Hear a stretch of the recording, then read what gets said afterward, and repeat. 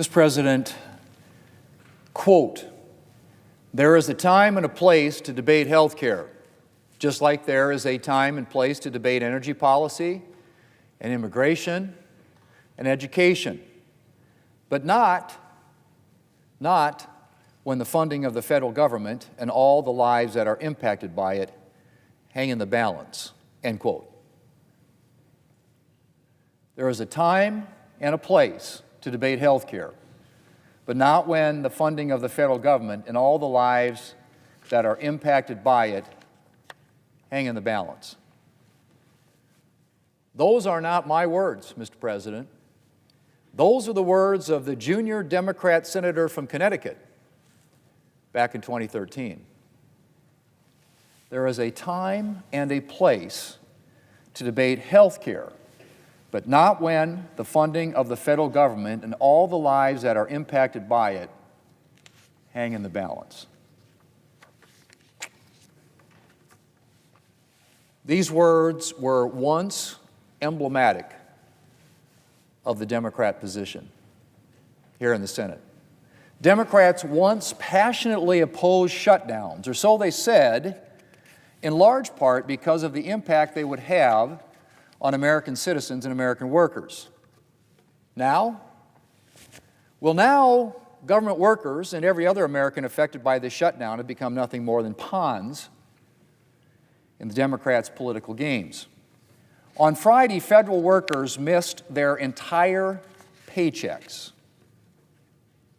The next paycheck for our troops,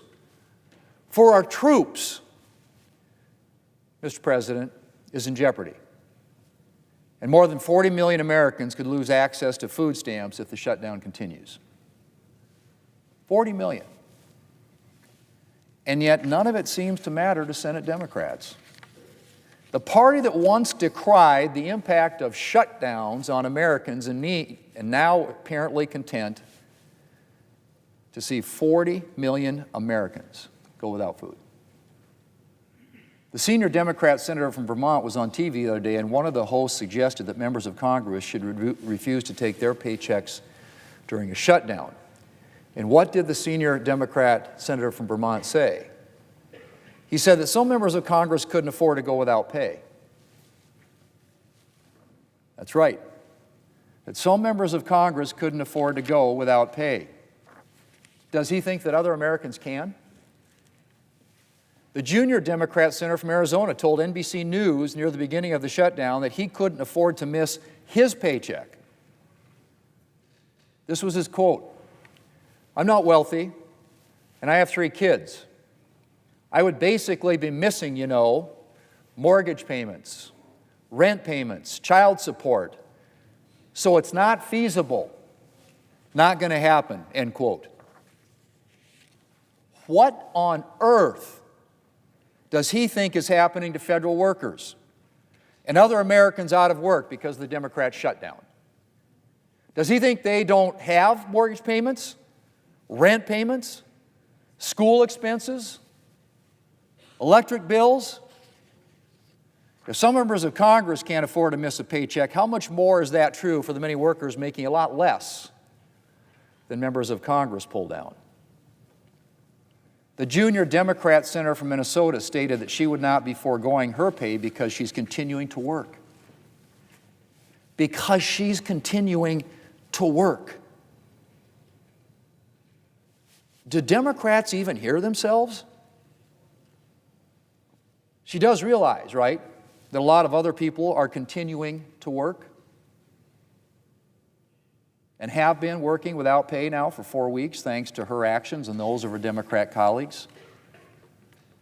How many of those workers are going to miss their rent payments or mortgage payments before Democrats are satisfied?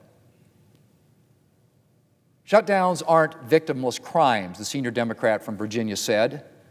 Less than a year ago, I might add.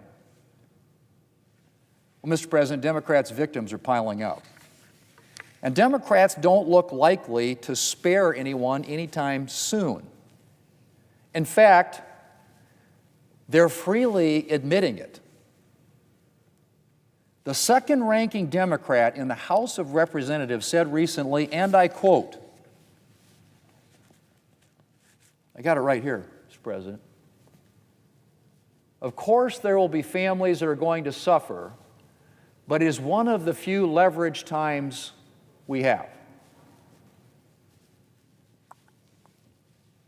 But it is one of the few leverage times we have.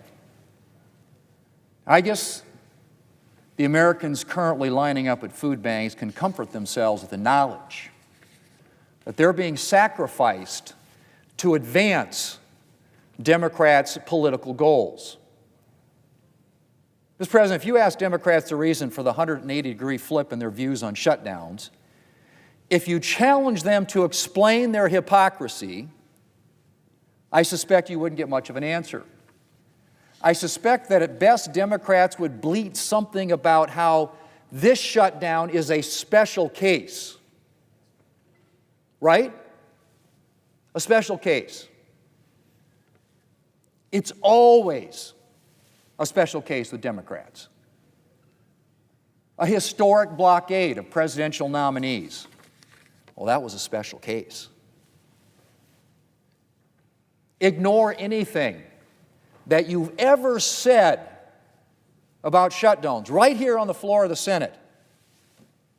Well, this is a special case.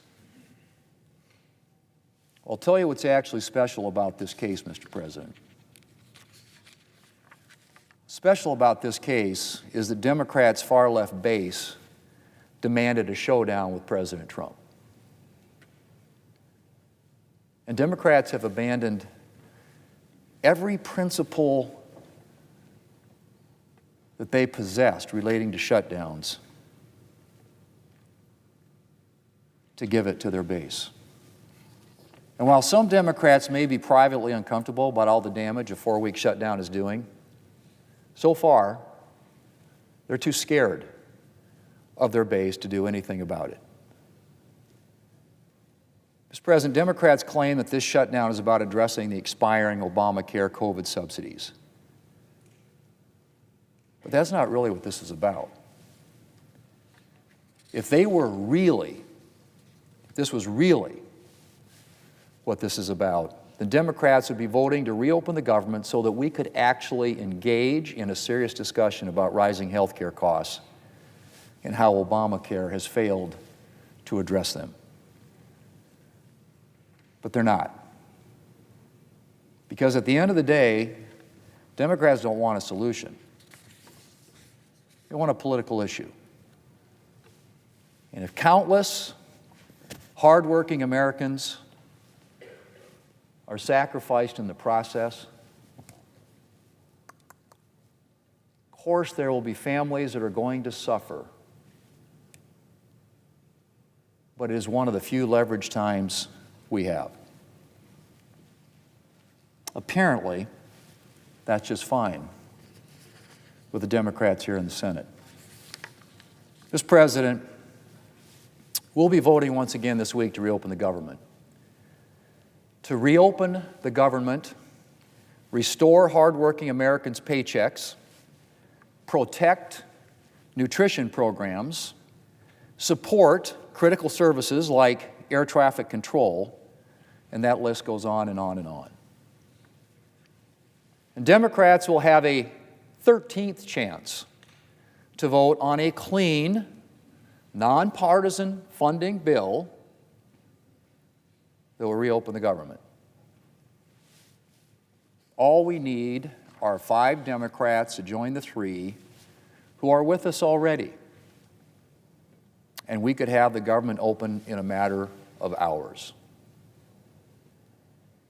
It's that simple, Mr. President. The solution is sitting right at that desk. The bill that passed the House a month ago is sitting at this desk and has been now for a month. And we have repeatedly called it up, asked us to vote on it, and every time we get 55 senators voting for it, everybody knows the rules in the Senate require 60. But that bill, with 5 courageous Democrats stepping forward and helping us pass it, could be on the president's desk, signed into law, and this government reopens. It could happen today. It could happen this afternoon. Let's just hope, Mr. President, that somewhere those courageous Democrats exist. Shutdowns, even partial ones, are as devastating as they are stupid. That was what the senior Democrat from Virginia said just last year. So how do you justify what you're doing now? It's up to them, Mr. President. We can do it, and we can do it today.